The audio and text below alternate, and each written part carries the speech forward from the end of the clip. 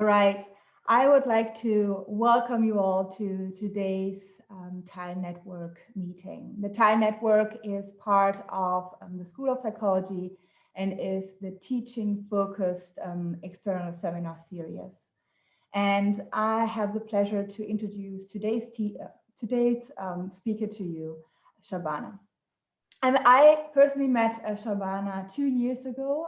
We both attended the EduFest in Geneva, and I had the pleasure to attend her talk there, and it completely took my heart. It was so inspiring that I kept emailing her saying, oh, let's keep in touch, and I'm so happy she's here today to give this talk. So let me talk a little bit and say a little bit about Shabana. She's a co-founder and president of the School of Leadership Afghanistan, SOLA. SOLA is the first and only private boarding school for girls in Afghanistan, enrolling about 80 students in grades 6 to 10. Born in Kabul, Shabana's childhood was spent under the Taliban regime at a time when girls' education was outlawed. She studied in secret until the fall of the Taliban in 2001. Her experiences motivate her certainty that investing in girls' education is a nation's path to a prosperous future. Shabana is magna cum laude graduate of Middlebury College in the USA and holds a master in public policy from Oxford University. She is a global ambassador of Girl Rising, a worldwide campaign for girls' education. And in 2018, she was awarded one of Afghanistan's highest civilian honors for her work with SOLA. In 2019, Forbes named her to their 30 under 30 Asia list as a social entrepreneur. I would like to welcome her today, and I'm excited to listen to her talk on Fearless, the Afghan girls defying the odds. And today's talk will not feature any slides, so it will be a talk like no other in academia. And without further ado, I hand over to you, Shabana. Thank you. Thank you so much, Carolina, for the invitation, and it's so nice to reconnect. And thank you all for being on this call. I just noticed that one of our alums, Samima, is also on the call. So is her brother. So welcome to them as well. Thank you all for your interest. I will try to keep this my remarks on the brief side, just because I want to also make this more interactive. I assume you all have a lot of questions, especially given where we are today in Afghanistan. So I'll give you a little bit of a history of the founding of SOLA School, and then we will switch to more of a discussion on girls' education and what's currently happening and the future potential possibilities and challenges. So to tell you about the founding of this SOLA, I have to kind of take you a few steps back into my personal story. In a way, it's quite relevant to the founding of the school. I was born and raised in Kabul city, grew up in Afghanistan. You will probably hear stories of millions of Afghans who have become refugees in different periods of war, whether it was the Soviet invasion of Afghanistan or the civil war or the Taliban regime. And even in the recent years, we've had waves of Afghans who've decided to leave the country and become refugees. But my family decided to stay in Afghanistan, which meant I grew up in Kabul city at a time, especially when the Taliban were in control from 1996 to 2001. And as you all know, girls' education was outlawed, and were not allowed to go to school. Women were not allowed to go to work. And I was extremely fortunate, probably one of a few hundred girls at that time who had the family support to continue with her education. My parents sent me to a secret school which you may have heard about, these underground schools under the Taliban regime that were operated by some remarkably brave families, especially women, who decided to open their homes to girls in their neighborhood or other girls who came into their homes to receive an education. And I was one of them. I can tell you more story about that time period, but the very first time I went to a public school was after the fall of the Taliban regime in 2002. And I tell you this time period of living under a Taliban regime, having to sneak into somebody's house to study, because I grew up thinking it was normal. It was only when I went to a public school in 2002 that I realized that, you know, what my childhood was quite unusual. And the fact that I had to sneak into somebody's home and at times even feel that I was committing a crime because girls' education was criminalized was unusual. And there was a lot of unlearning of how I thought about certain things, even at a young age of 12. But another thing that was quite significant for me in 2002 was I found myself in a classroom with girls who were at least 6 years older than I was. And these were girls who were returning back to school where they had left off before the Taliban. And that to me was quite a, quite an awakening, in a sense that I think I started to appreciate my education and opportunities then way more than I appreciated it even under the Taliban regime. I realized for the first time in a more compelling way the sacrifices that my parents made, the risks that they took to educate us, because I was on a completely different trajectory. You know, I was in a classroom with girls who are so old by Afghan standards, were much older than I was, that it was time for them to consider other options, moving on, getting married, dropping out of school.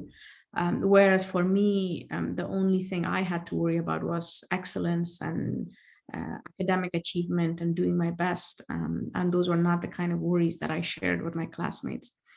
But my heart broke for them, because every time they were having to drop out of school was not something that they were fully on board, but it was a reality that they had to live with. In 2005, I had another similar moment that kind of also serves as a foundation for why I believe in education, and especially girls' education, so strongly. This time in 2005, I was 15 and ended up in the United States as a high school exchange student. And for the first time, I experienced what it meant for young girls in a community, in a society, to take their education for granted, to not think anything special of it, that the fact that they could go to school was all very normal, and the fact that they didn't have any kind of looming threat over their heads that this opportunity could be taken away from them, that their ability to continue with their education or stay in school would be threatened by a government or a regime. And it was quite fascinating to me. Even at that young age, I knew that when Afghanistan gets to a place where every single girl feels quite normal to be able to get an education, that's when we have achieved the kind of development in Afghanistan that cannot be reversed. And we're talking about an Afghanistan that is independent in its true sense. And I wanted that for Afghanistan. So when I started my undergraduate degree in 2007, this time again in the United States, I went through my first year with a lot of challenges, a lot of questions in my head. I was quite aware that the number of Afghan women who had received a university degree was quite small, quite rare. In fact, the United Nations published a report that same year that indicated only 6% of Afghan women have a college degree. And as someone who was, for whom college was that main priority at that time as a young Afghan woman, it was overwhelming. I was studying in an amazing institution. Even in the United States, my college is considered to be one of the best in the US. And so I felt overwhelmed. I knew I was quite privileged, quite fortunate to be where I was and to be able to focus on my education with all the resources that I had access to. And so I began to ask questions of myself, why me? What have I done to deserve this opportunity? Really, what can I do to make the most of my education?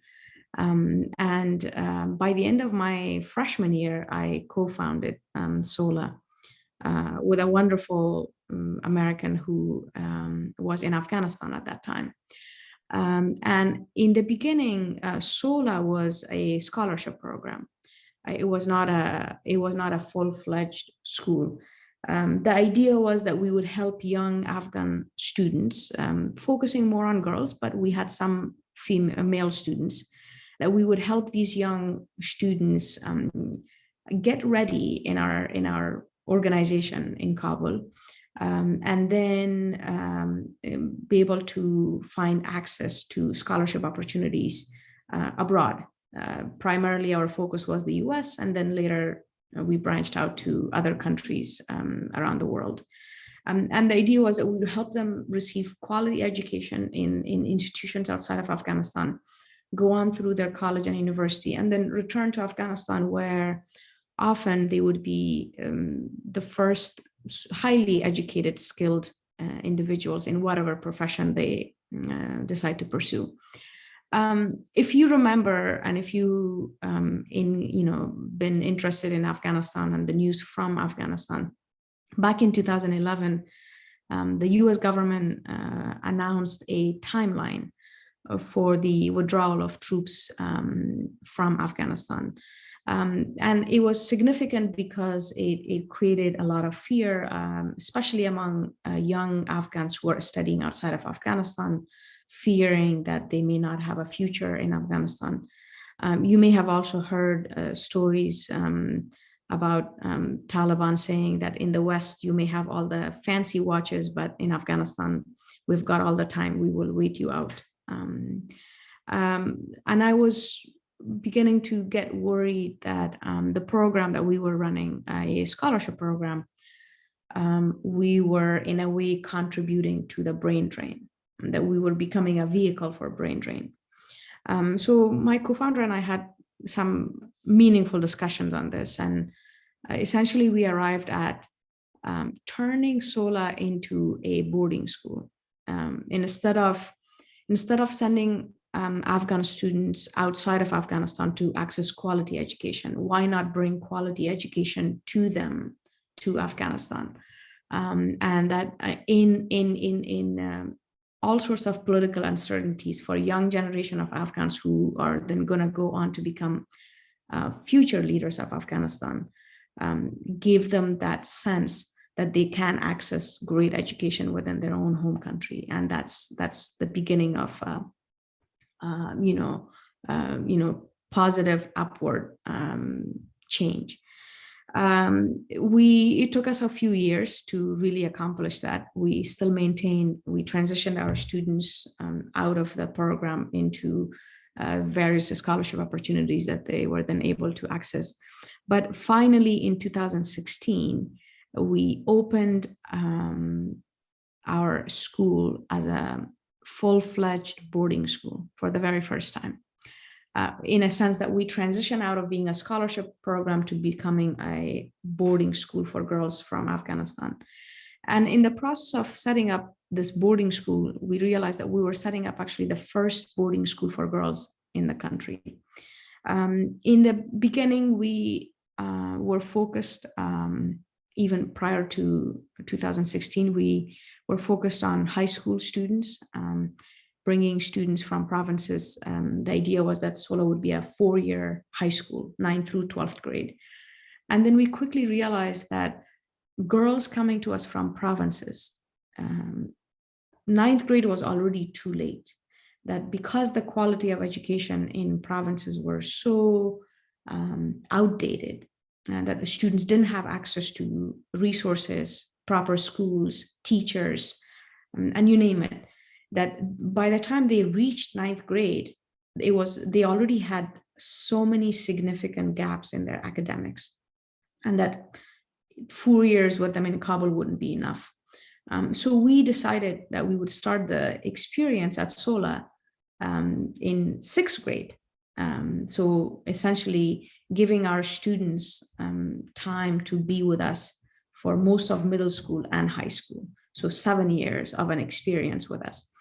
We decided on sixth grade, girls are roughly around 10, 11 or 12 years old for several reasons.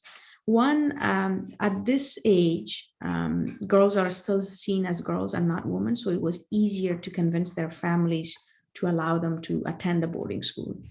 Developmentally, it's a really exciting and significant time to work with young girls.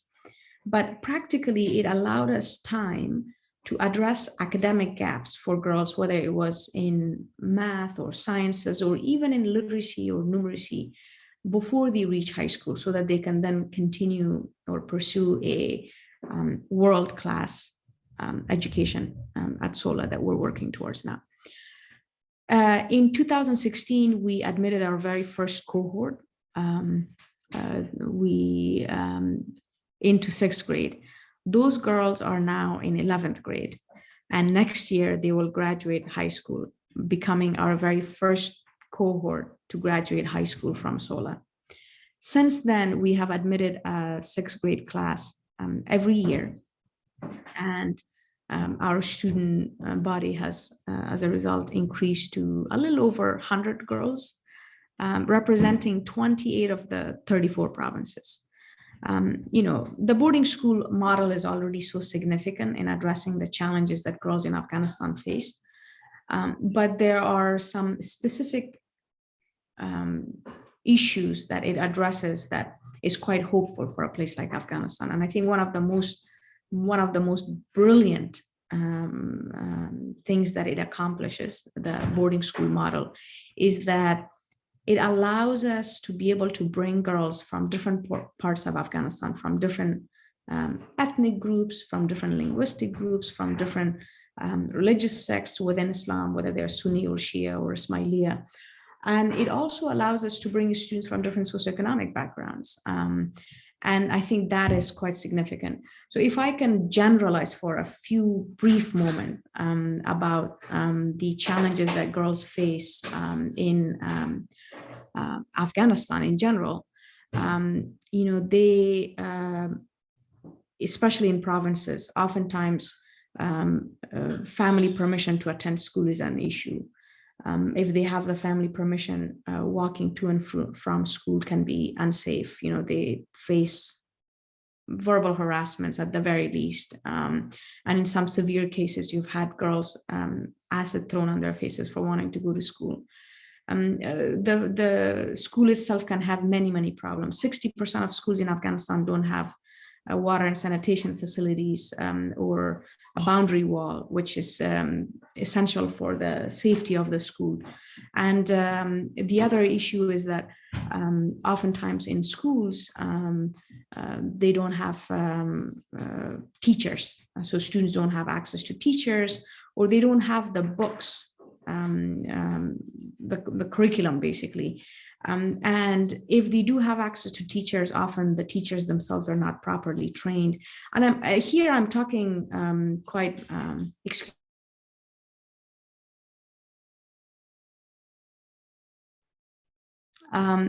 in this case, girls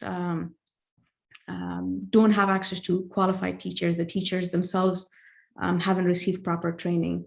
Anyways, these are a selection of problems that girls can face in provinces. So when you think about all these problems combined, and you bring girls from remote parts of Afghanistan to Kabul city and place them in a nurturing boarding school environment, you remove many of these challenges that I just talked about.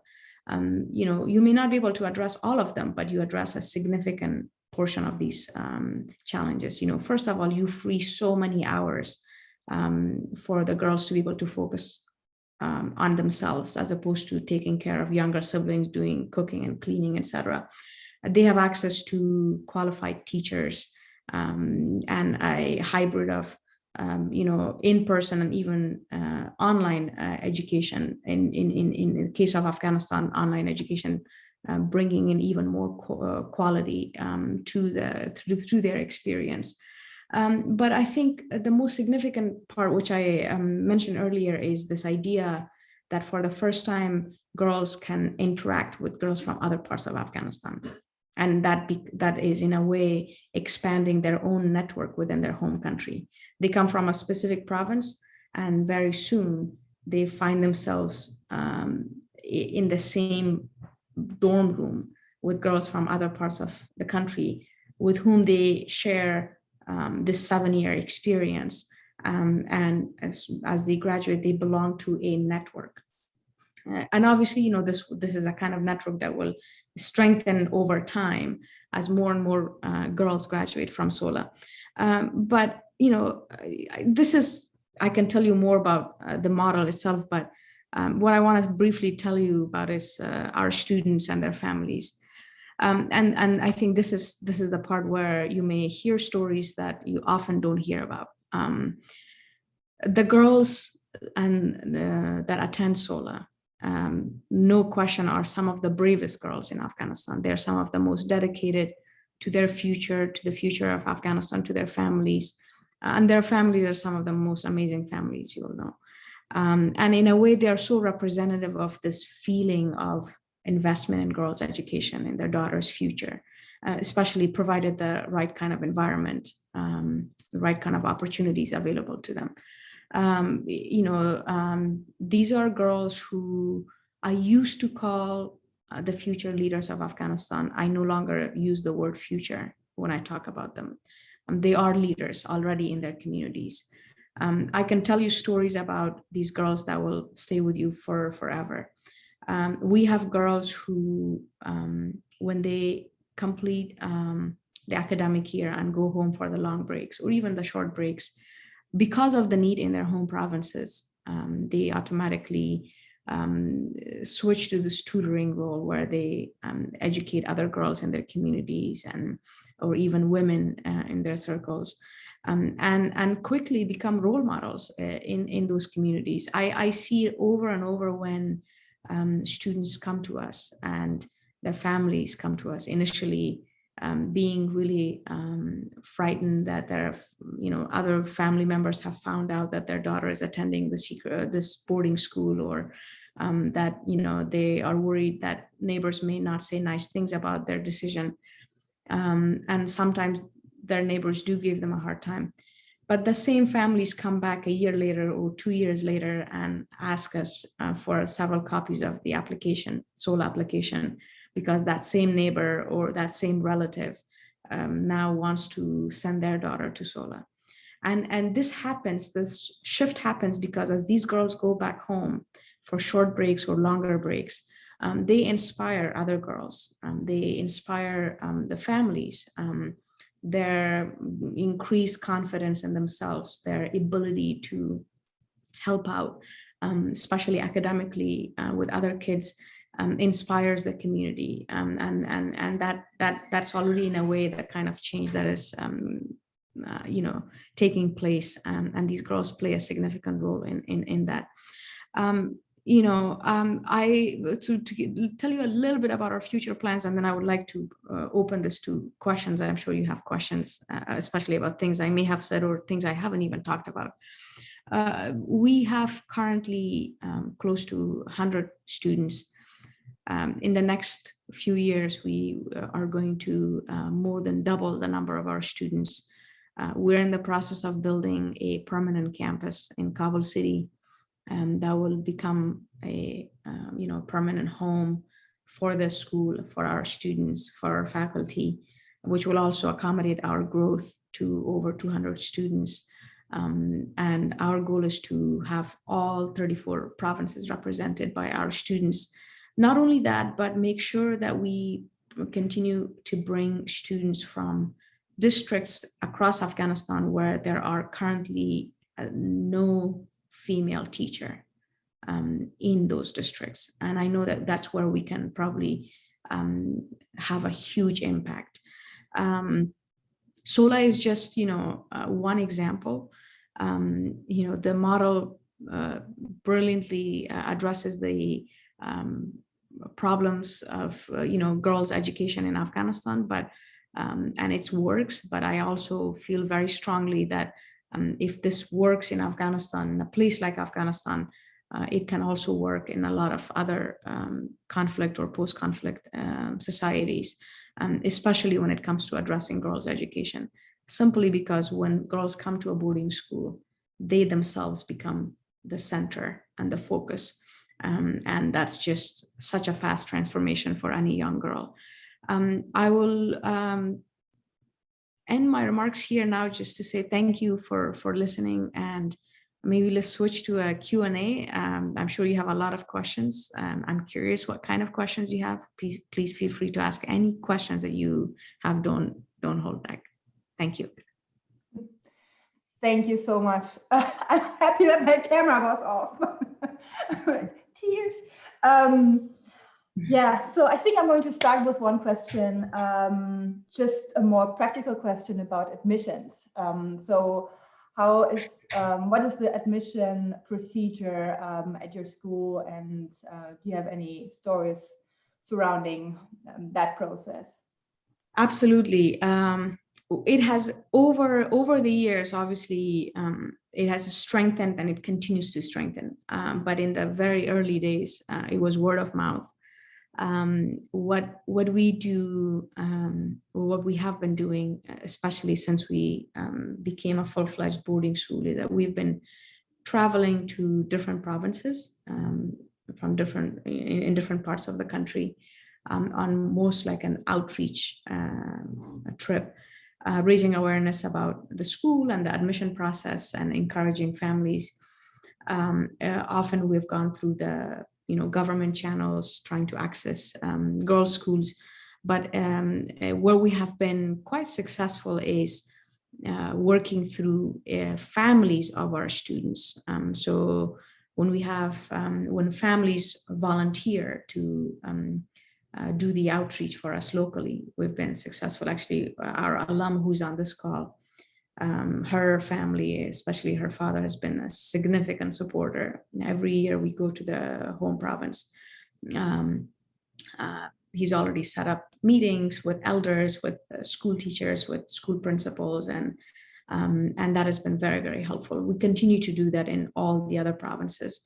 To give you an example, this past year, because of the pandemic, we are no longer doing these trips, but instead we've been doing a lot of outreach.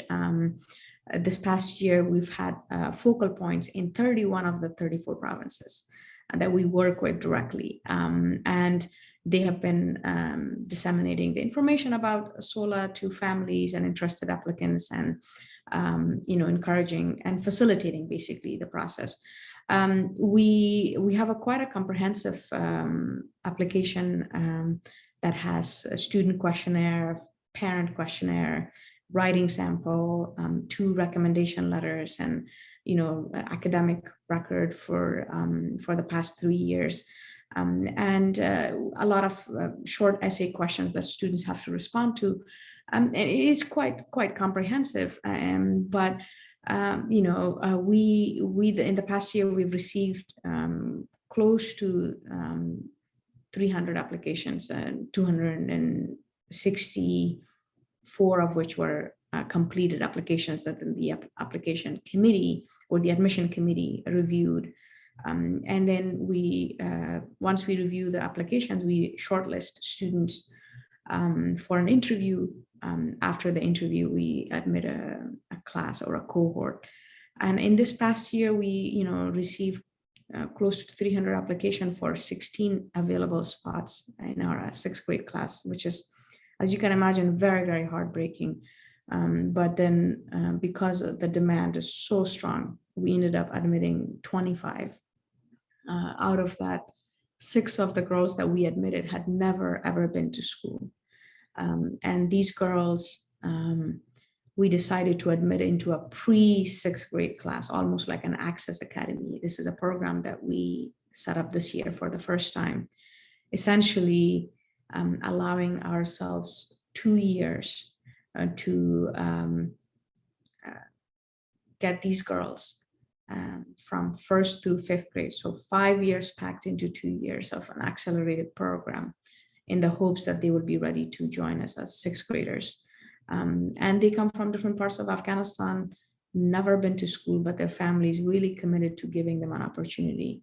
You know, a lot of times it's not out of lack of desire by the family to get them educated, but mainly because there is no school for girls in the communities, and the families want to break out of that kind of a trap for their daughters, and they go, you know, through unbelievable,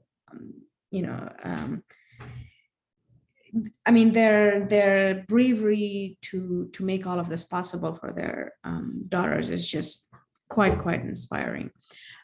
So our admission process, I mean, we keep it open quite for most of the year, just precisely because we want to make sure that we can get the word out to as many people across Afghanistan as possible. And for every student that we end up admitting to our class, we end up with at least one girl who's on our wait list. And right now the problem is because we don't have space in where we are. We're renting a facility, and we just can't wait to build our campus so that we can actually be able to double the size of our cohort once we move to our new campus. Thank you. Any other questions from the audience? Neve? Thank you so much. That was, yeah, so interesting. And just to say, we have so many colleagues who wanted to be here today, but it's high season for marking for us. So I know they're all going to pick up on the recording. So there was so much interest in the seminar. It's just about timing. And I know that people will be grateful that there's a recording. So thank you for that too. Oh, thank you. I suppose I had a question about the what next. So for these young women that come to you and you manage to provide this opportunity, what then happens to them once you've opened this door to education and you've given them these opportunities, what happens when they graduate out from you, and what opportunities are available to them? That's a great question. And, you know, in a way, we have a great track record of helping, because we were a scholarship program at one point where our primary focus was to place students into different universities and schools. We will be working with our very first cohort that will be graduating SOLA High School next year. And our focus will be to get 100% of them matriculated into colleges and universities. We focus mostly on international level universities and institutions in the region. So for instance, within Afghanistan, there's that American University of Afghanistan, but within the region, there are higher education institutions in Bangladesh and India and other countries in the region where we have relationships and partnerships. Partly we do this because we want to increase the chance of these girls returning to Afghanistan. Whereas if they go out to the US or other countries, for them the experience makes it far more difficult to kind of think of a future back in Afghanistan, especially if there is a significant now difference in how they look at security, etc.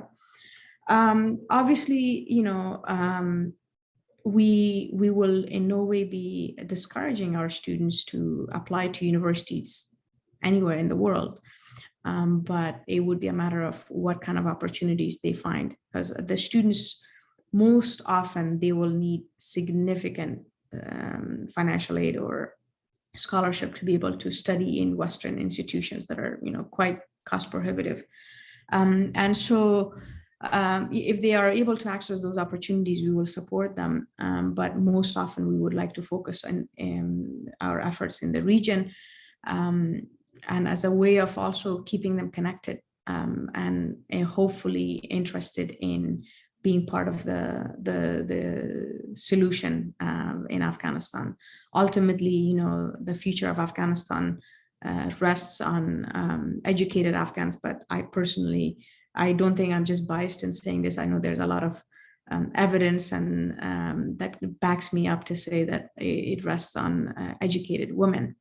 You know, development of Afghanistan will be directly linked to how many women in Afghanistan are educated and are out there contributing into the various sectors within Afghanistan.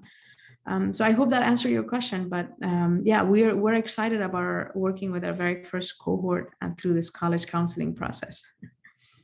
Thank you. It was your comment earlier about, you know, the best way you can recruit is some of these people going back into these communities as Exactly. stories and as teachers, and yeah. Exactly, yeah.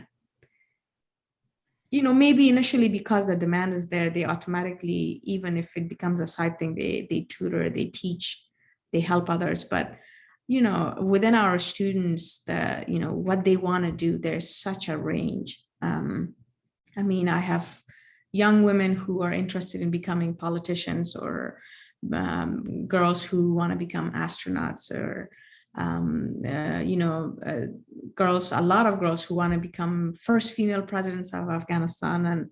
And all of this is very, very ambitious and beautiful. And I know that they're quite aware of their surroundings too.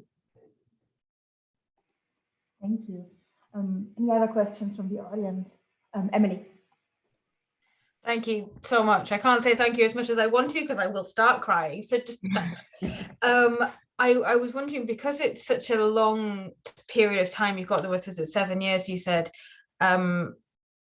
what is retention like? Have any of them dropped out? And if is there any reasons, or do you find that they're sticking in the course? And I was also wondering about, because of the length of time you have them for, and when you get them and when they leave, are there any issues when they've started menstruating? You know, like has that caused any, or is it actually a good thing that they're with you because maybe they've got more education about that? Yeah, so there's a few questions in one in there. But. No, that's a great question. Actually, let me start with addressing this one because it's one of my favorite ones. Every year, because we admit girls in this age range, right, as just they hit puberty, and you know, we don't know. And so what we do is we ask, we call their families and ask their mothers if, you know, at these questions, you know, have they started menstruating, or have you had a conversation about this with them? And a lot of the mothers, in the beginning years when I was directly doing this, I'm talking from my experience. I have to ask my colleagues what their experience is like now. But they were quite concerned, and they're like, oh no, I have never spoken with my daughter. And I know this to be a problem in Afghanistan. Mothers just don't talk to their daughters often. It's like it's a self-discovery process. And if you're lucky, you may have an older sister or an older female cousin who might tell you something about it. But we tell them, and they would start asking me, can you please have that conversation with my daughter? And I say, well, yes and no. No, because I want you to be the first person to have this conversation. And yes, because when they come to us, we will definitely have the conversation. But the important thing is that we don't want them to hear it from strangers. It's much more comfortable if that comes from their mother.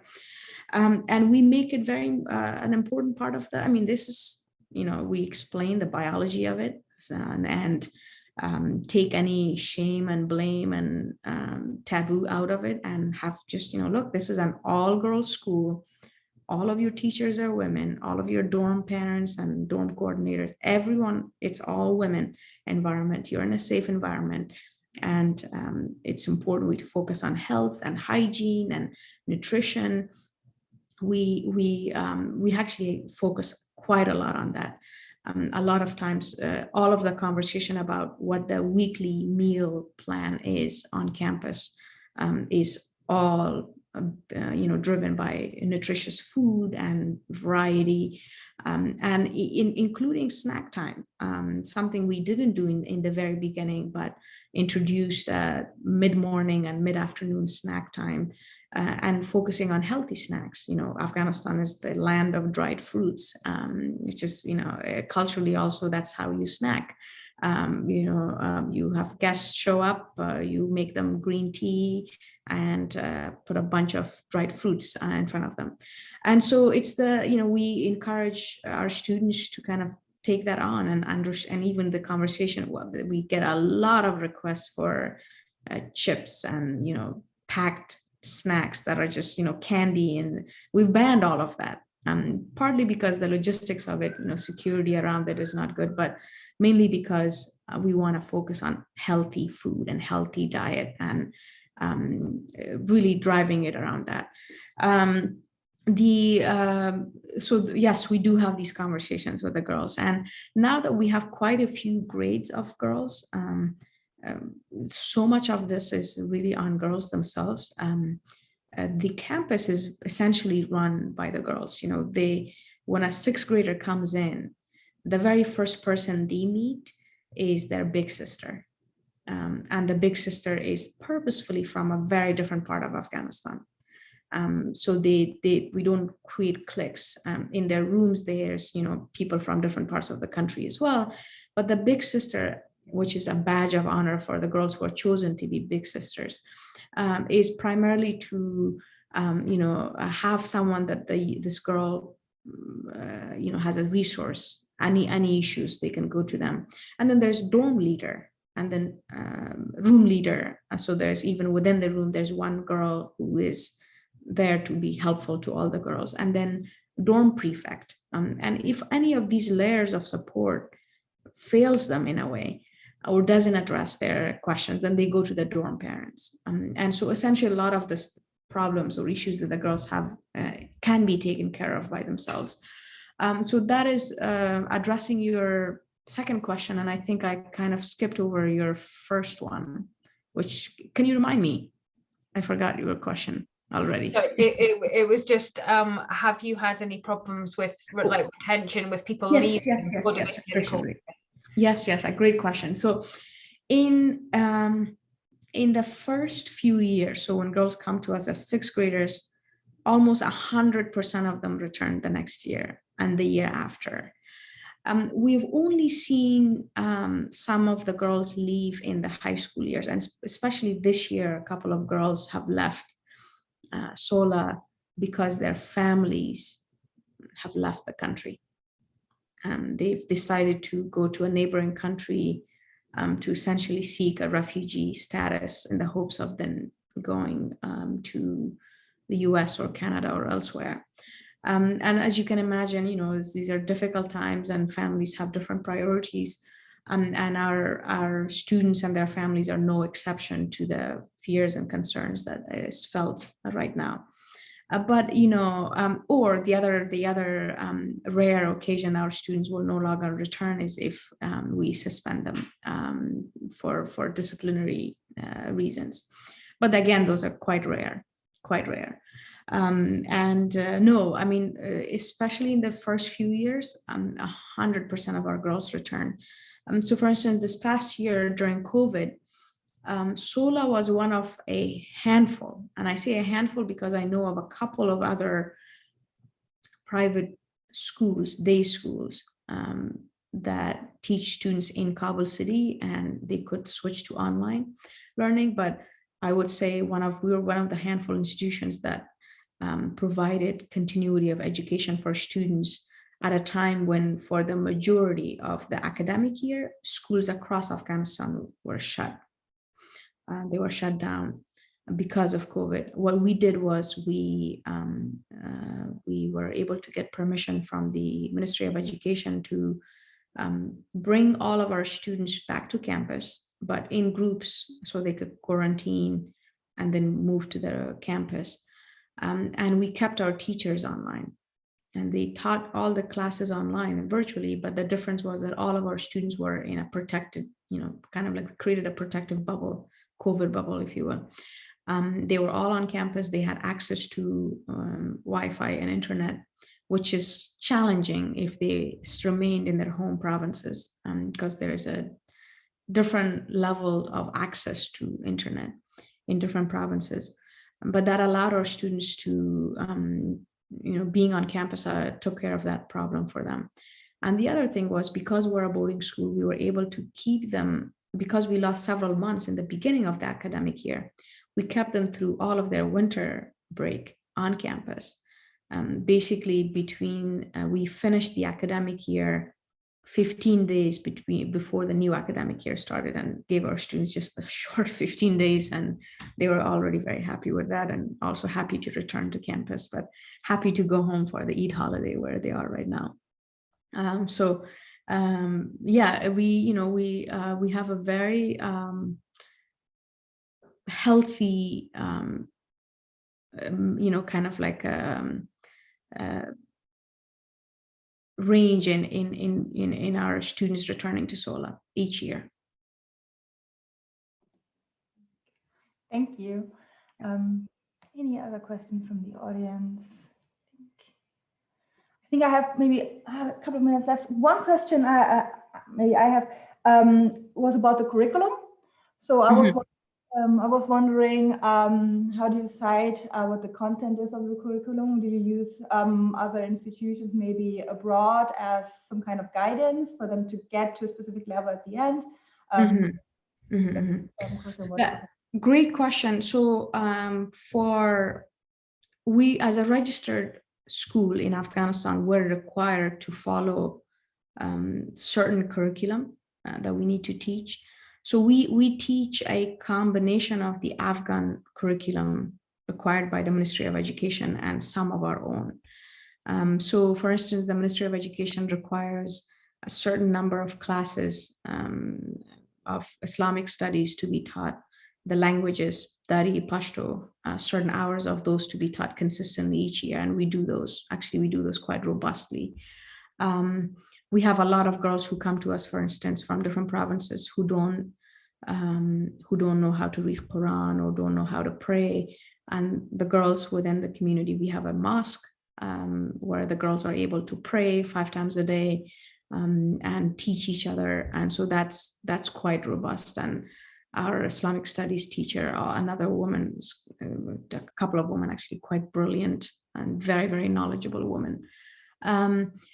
But what we also teach when these girls come to SOLA, they within their residential space, within a couple of weeks, they sign a language pledge to speak English at all times. And what that does is, within a year, they learn English quite fluently. By the following year, they are able to take, classes in English, though focused on, English acquisition initially. But by the time they reach high school, we are purchasing license for algebra, biology, ancient and modern history, and we will be expanding this curriculum offering through an institution here, based in the US, and our students are able to follow that curriculum beautifully, because that first 3 years that they are with us in middle school, we try to get them ready so that they can actually take curriculum entirely in English. So, for instance, we're required to teach biology. We don't teach the biology subject or the curriculum that is developed by the Ministry of Education. Instead, we purchase a biology curriculum from a US company and teach that. And in doing that, we, add to the quality of the teaching. We also have a comprehensive, what we call as leadership curriculum, that we start even at 6th grade level and take it all the way to throughout the students' time, that focuses broadly on effective communication, community service, and the things like time management, conflict resolution, and et cetera, and that's another one that students enjoy. And then prior to COVID, every winter break, our equivalent of summer break, we take girls who graduate 8th grade, so who graduate middle school, for a 1 month long educational trip to India. before they start high school with us. So that time period, it gives them an opportunity to travel outside of Afghanistan, see a different country in the region. And then we also, I often have this university in the US that brings a couple of professors and a few students to India to work with our students on different things. I mean, we also add to it, and maybe this is actually a great opportunity for potential collaboration in future years, is during the month of January, or if you have such an arrangement where you have, between 2 semesters, a month-long focus, maybe, one of you with a group of students can come and work with our students. It will be quite phenomenal. And that's something we hope to continue once, we see most of, hopefully, the world vaccinated and COVID behind us. We would really like to continue those in person. But for the time being, we have kind of taken it virtually, and our students connect with various students and groups on different exchanges, dialogues, or even programs that they attend virtually from the campus. Okay, thank you. Yeah, that was amazing. And yes, I'm signing up for it. Great. Okay, so I think what's left to say is thank you again from all of us. This was again a very inspiring talk, and I really enjoyed it. I think everyone here enjoyed the Q&A session in the end, and also it was good just to listen without slides. Very nice. So thank you so much. I'm going to stop the recording now.